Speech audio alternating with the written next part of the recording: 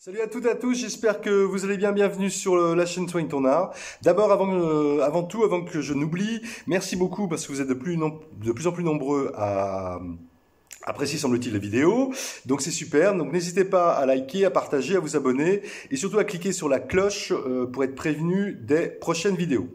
Aujourd'hui, nous démarrons une nouvelle petite série de 4 vidéos sur la thématique développer la confiance en soi et l'estime de soi en créant.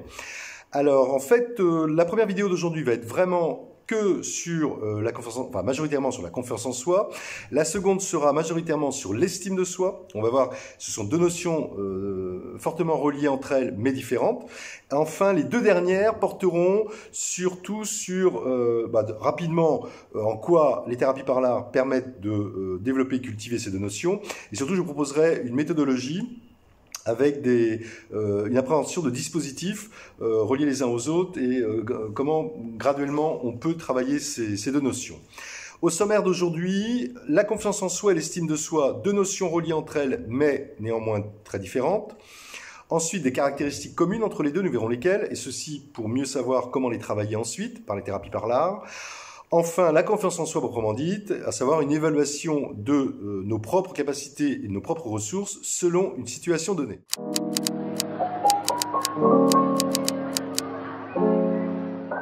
Alors, il n'est pas rare au quotidien, on va dire dans les situations assez courantes, de constater en fait que ces deux notions sont souvent amalgamées, alors peut-être parce qu'elles sont reliées entre elles, alors que pourtant elles sont différentes. Alors très vite, on va faire une petite distinction, après on rentrera dans le détail pour chacune d'entre elles. Avoir confiance en soi, d'abord, c'est considérer avant tout que nous possédons en nous les ressources nécessaires, les capacités en fait, pour vivre et bien vivre une situation donnée ou, dit autrement, pour affronter une situation donnée. Ça signifie que la confiance en soi renvoie donc à la notion de capacité, à savoir je suis capable de, ou plutôt à l'inverse d'incapacité, dans le cas par exemple de manque de confiance en soi, je ne suis pas capable de. Ça signifie que dans ce sens en fait, la confiance en soi s'éprouve donc avant tout dans l'action, et que c'est dans l'action et en étant acteur de quelque chose que l'on peut montrer sa capacité ou non à agir, et que donc que l'on peut savoir si on a confiance en soi ou pas. L'estime de soi, elle, c'est plutôt une mesure, même si on va voir que les deux sont des évaluations, des auto-évaluations, mais l'estime de soi, c'est plutôt une mesure, avant toute chose, de ses propres actions, qui permet d'apprécier si les actions que nous faisons, nous menons, en fait, sont en cohérence avec nos propres valeurs. Et en fait, c'est en fonction de cette évaluation que nous aurons une plus ou moins bonne estime de soi. Exemple, j'ai réalisé cet acte en fonction et en accord surtout avec mes valeurs, plutôt bonne estime de soi. À l'opposé, j'ai fait ça, mais en fait, c'est pas en adéquation avec mes valeurs, plutôt mauvaise estime de soi. Voyons maintenant, avant d'aller plus loin, d'avancer plus, ce qui relie en fait les deux. Alors c'est simple, et ça on le verra dans la seconde vidéo, c'est que l'estime de soi repose sur 3 piliers, dont la confiance en soi. Donc, de fait, pour avoir une bonne estime de soi, il est absolument nécessaire d'avoir plutôt une bonne confiance en soi. L'inverse n'étant pas juste. Donc, l'estime de soi, 3 piliers, la confiance en soi, d'où le fait qu'elle soit très reliée, l'amour de soi et la connaissance de soi.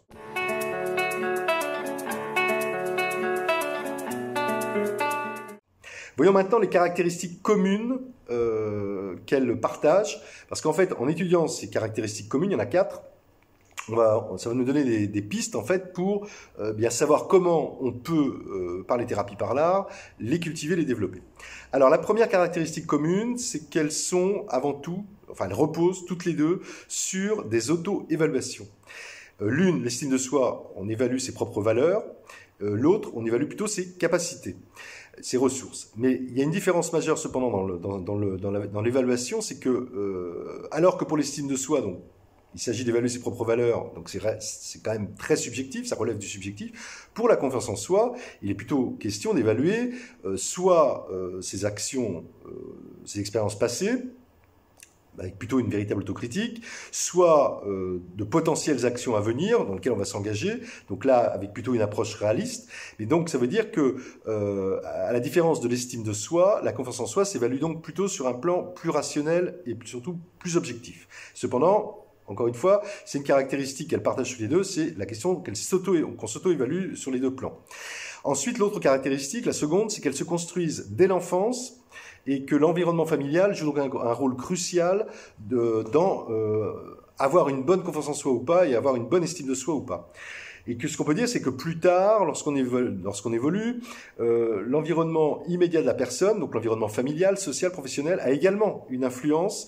Et qu'il faut voir un point très important, c'est que si l'environnement dans lequel nous évoluons est stable et sécurisant, il est alors possible de développer, de cultiver la confiance en soi et d'améliorer l'estime de soi. En revanche, si l'environnement est vraiment instable et pas sécurisant, c'est très compliqué de le faire. Troisième caractéristique commune, contrairement à de nombreuses idées reçues, la confiance en soi et l'estime de soi ne sont pas innées. Et que même si elles sont en partie conditionnées par l'éducation reçue pendant l'enfance et par l'environnement dans lequel nous avons grandi, ce que nous venons de voir, elles ne sont pas figées. Elles s'entretiennent et se cultivent tout au long de la vie. Par ailleurs, considérant qu'elles sont basées sur des expériences, ça c'est pour la confiance en soi, et sur des croyances, ça c'est pour l'estime de soi, elles peuvent donc évoluer jusqu'à la fin de notre vie. Quatrième et dernière caractéristique commune, elles demandent toutes les deux de se connaître soi-même et de s'aimer soi-même. Parce que pour savoir, par exemple pour la confiance en soi, pour savoir ce dont on est capable, il est fondamental d'analyser nos expériences, passées notamment, présentes aussi, de déterminer nos forces, nos faiblesses, et de savoir où se situent nos propres limites. De même, pour l'estime de soi, pour cultiver l'estime de soi, il est absolument nécessaire de savoir quelles sont les valeurs qui nous animent. Enfin, ce qu'on peut dire, c'est qu'il est indispensable dans les deux cas, ça c'est une caractéristique commune, pour à la fois avoir une meilleure confiance en soi et une meilleure estime de soi, il est indispensable de s'intéresser à soi, d'être curieux à son égard, à son propre sujet, et surtout de s'accepter tel que l'on est. Voilà.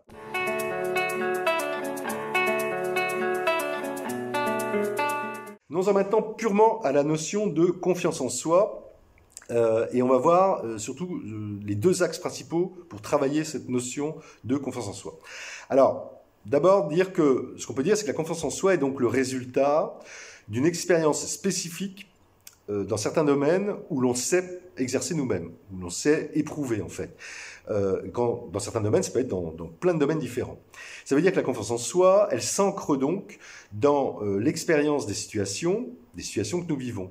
Et que pour cette raison, l'ouverture, ou plus exactement la capacité que nous avons à nous ouvrir à de nouvelles expériences, eh bien, ça permet de développer la confiance en soi.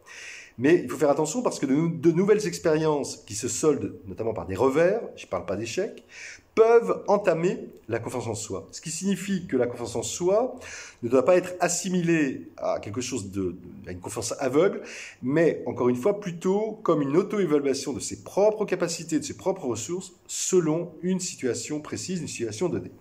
Voyons les deux axes pour développer et cultiver la confiance en soi. Alors déjà, d'abord, la première, c'est apprendre à transformer ses erreurs ou à transformer ses échecs.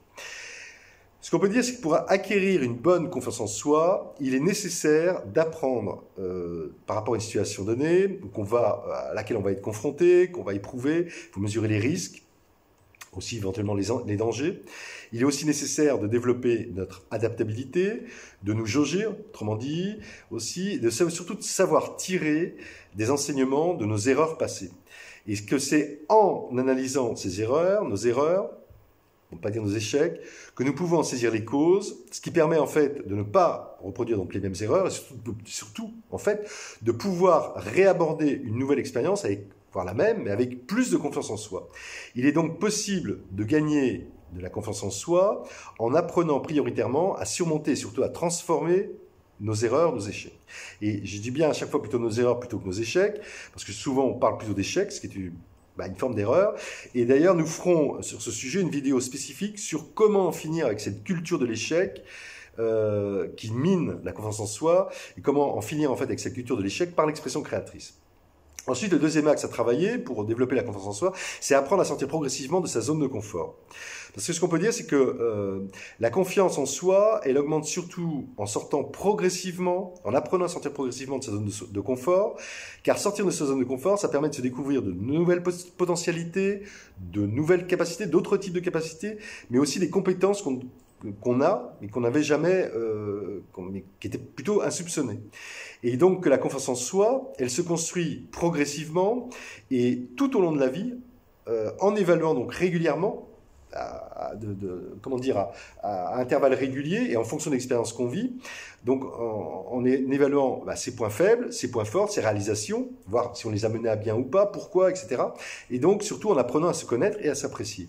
Là encore d'ailleurs, on fera prochainement une petite vidéo spécifique sur comment apprendre à sortir de sa zone de confort par l'expression créative. Avant,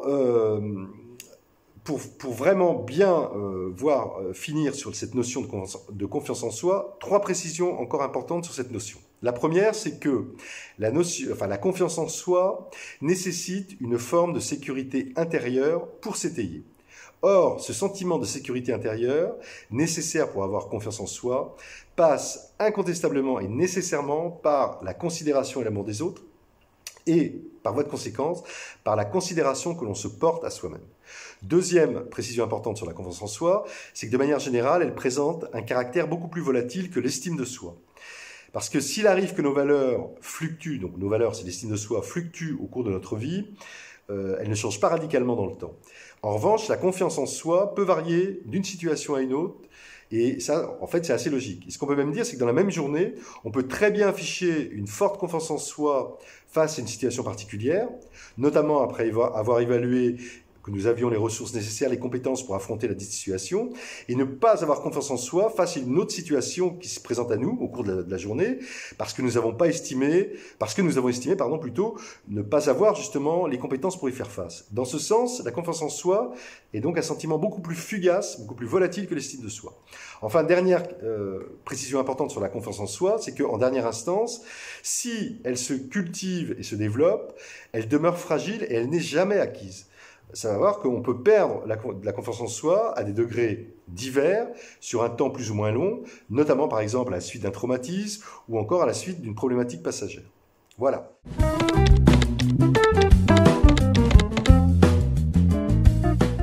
Je crois qu'on a fait à peu près le tour sur la notion de confiance en soi. À lire sur cette notion-là, cette notion fondamentale, Oser, thérapie de la confiance en soi de Frédéric Fanger, publié en 2006. 50 exercices de confiance en soi de Laurence Benatar, publié en 2012. Enfin, de Isabelle Fillosa, 2 livres, Fais-toi confiance ou comment être à l'aise en toutes circonstances, publié en 2013. L'intelligence du cœur, confiance en soi, créativité, relations, autonomie, publié aussi en 2013.